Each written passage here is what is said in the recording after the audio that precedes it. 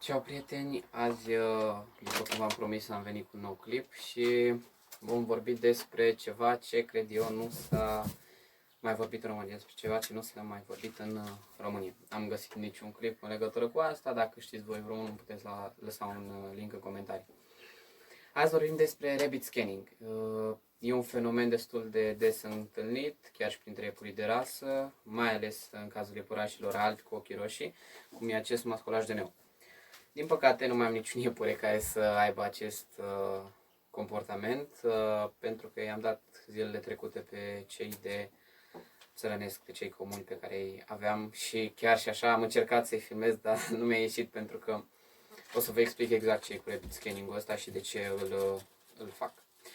El poate apărea nu doar la iepuri albi cu ochii roșii, deși este foarte comun printre ei, poate apărea și la iepuri care au pigment în ochi și la blană, poate apărea la alți iepuri, doar în cazul în care au defecte ușoare de vedere. Defecte ușoare care posibil să se agraveze în timp. Dar în cazul iepurilor albi cu ochii roșii nu e o problemă cu vederea, pur și simplu din cauza lipsei pigmentului au acea mișcare din cap. Acum să și explic ce e rabbit scanning-ul, pentru că tot vorbesc de el, dar n-am spus.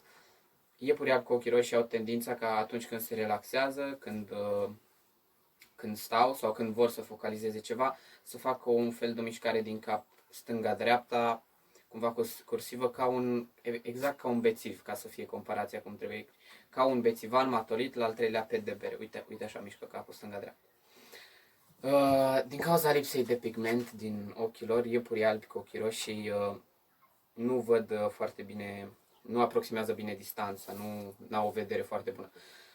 Dacă tot am ajuns să vorbesc despre asta, hai să vorbim un pic despre cum văd iepurii. Iepurii sunt prada animalelor în general, ei sunt prada și ca pradă trebuie să vadă foarte bine, astfel cu ochii plasați pe o parte și pe alta a capului.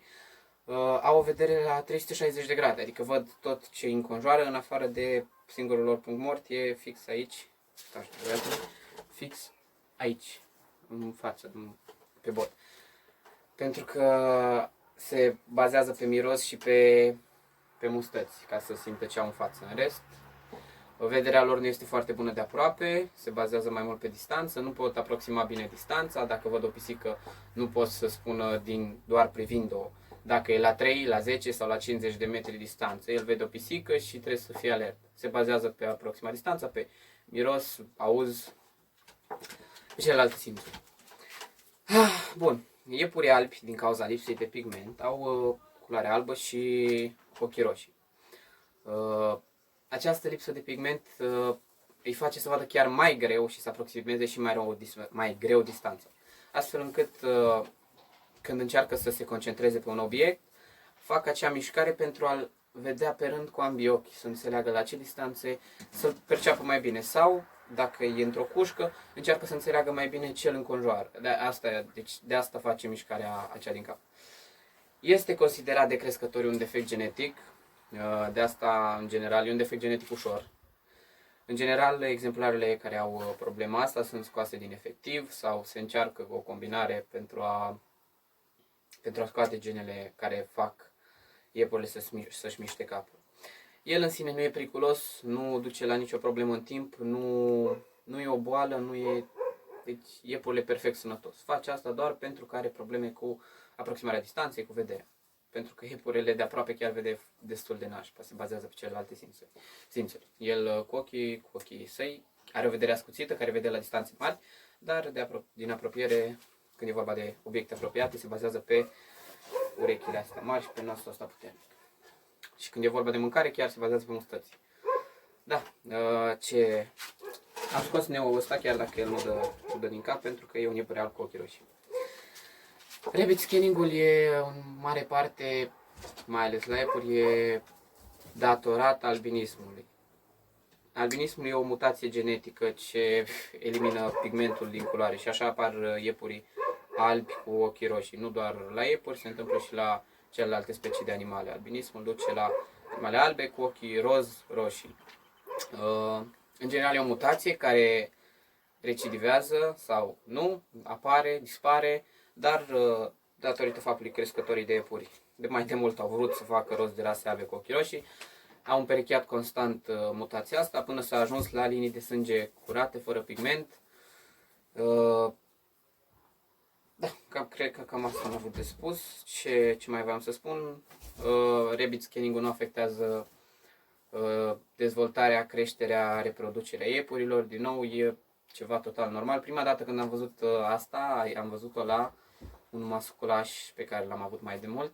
Am crezut că are o problemă la sistemul nervos sau ceva, pentru că pare să fie ceva cu... Dar, de fapt, nu. După aia am citit ceva și un comentariu de la cineva și zicea ceva de vascularizare. Din nou, m-am convins că nu, m-am interesat special ca să vă vorbesc despre asta. Cred că am atins tot ce voiam să zic în clipul de azi.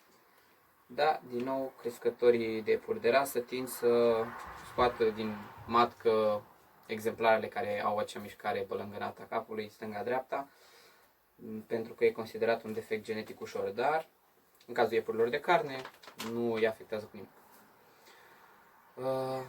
Bun. Cam atât. Asta a fost clipul de duminică. M-am descurcat foarte bine. E prima dublă, da? N-am mai tras până acum. Nici mie nu vine să cred. De obicei durează undeva între 30 și o oră jumătate, 30 de minute și o oră jumătate să tot trag, să tot editez. Dar data asta am vorbit foarte fluent pentru că m-am documentat enorm de mult înainte să... Am căutat toate site-urile care vorbesc despre asta în engleză. Am încercat să învățați și cuvinte noi. Nu știam cum le zice la mustăți în engleză. La mustățile de iepurași. Nu știam că le zic mustăți, whatsoever. Aici am un masculaș luat anul ăsta, dacă tot l-am scos pe masă. Un prieten.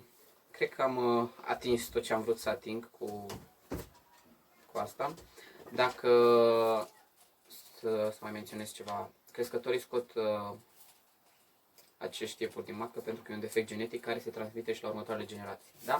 Și dacă avem doi părinți care au mișcarea asta din cap, cel mai probabil și puii, poate nu toți, dar cea mai mare parte o să aibă acea mișcare când se relaxează, când vor să fixeze un obiect. Eu aveam niște țărănești, v-am spus, pe care i-am dat niște iepuri comuni, pentru cine se deranjează că îi numesc țărănești, care aveau mișcarea aceea din cap, mai ales când mergeam dimineața la ei să dau mâncare. Mă apropiam, stăteam pe loc și începeau să-și miște capul, să mă fixeze cu fiecare ochi părând. Când începeam să mă mișc din nou, se alarmau și nu mai fac asta doar când pot să se relaxeze, să fie atenți. În rest, nu. Da. Cam aici închei videoul, sper că v-am ajutat. Eu m-am ajutat sigur pe mine pentru că am aflat informații noi și sper să revin duminica viitoare cu un clip nou. Multă pace, la revedere!